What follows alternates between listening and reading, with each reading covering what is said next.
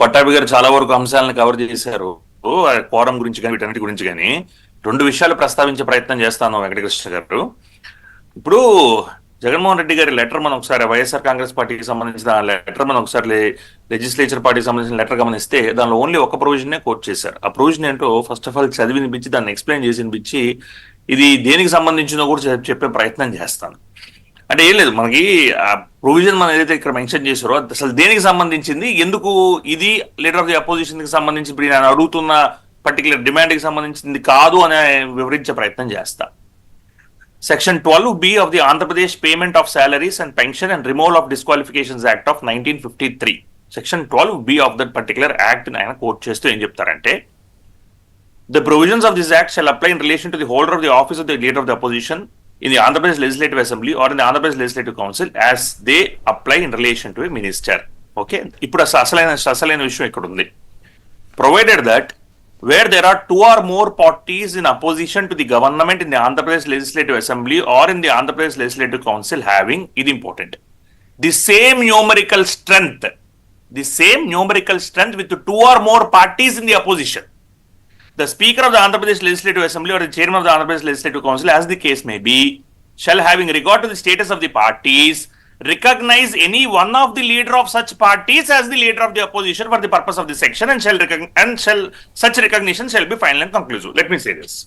అంటే పొరపాటునో వైఎస్ఆర్సీపీకి జనసేనకి, ఫర్ ఇన్స్టెన్స్ జనసేన అనేది అలయన్స్ లో లేదనుకుందాం కాసేపు for the sake of discussion, 21 వచ్చాయండి ఇద్దరికి. ఇప్పుడు స్పీకర్ గారికి కన్ఫ్యూజన్ వచ్చింది, ఏంటి నేను ఎవరిని మరి లీడర్ ఆఫ్ ది అపోజిషన్ కింద నేను డిక్లేర్ చేయాలి, మరి జనసేనకి 21 వచ్చే పవన్ కళ్యాణ్ గారిని డిక్లేర్ చేయాలా, లేదా జగన్మోహన్ రెడ్డి గారికి 21 వచ్చే మరి వైఎస్ఆర్సీపీకి 21 వచ్చే మరి జగన్మోహన్ రెడ్డి గారిని leader of the opposition declare చేయాలా అనుకున్నప్పుడు, అట్లాంటి సమయాల్లో having the same numerical strength, అలాంటి సమయంలో రెండు పొలిటికల్ పార్టీస్ కి సేమ్ న్యూమరికల్ స్ట్రెంగ్త్ వచ్చి వాళ్ళిద్దరిలో ఎవరిని నేను లీడర్ ఆఫ్ ది అపోజిషన్ గా డిసైడ్ చేయాలనుకున్నప్పుడు యూజ్ చేయాల్సిన ప్రొవిజన్ ని నేను లీడర్ ఆఫ్ ది అపోజిషన్ అని పంపించడం ఇంక మరి హాస్యాస్పదంగా ఉంది.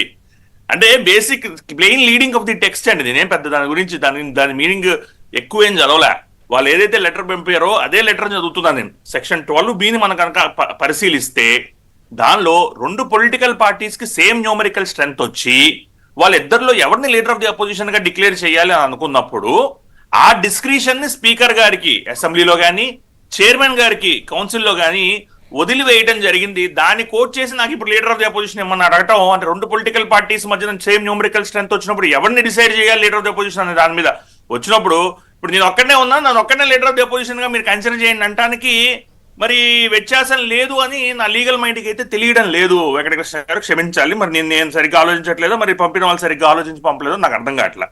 ఇంకోటి, అటార్నీ జనరల్ ఫర్ ఇండియా, అప్పట్లో ఉన్న attorney general for India Mukul Rohatgi గారు ఇలాంటి ఇష్యూయే లోక్సభలో వచ్చినప్పుడు దాన్ని ప్రస్తావిస్తూ ఒక నోటు పంపడం జరిగింది.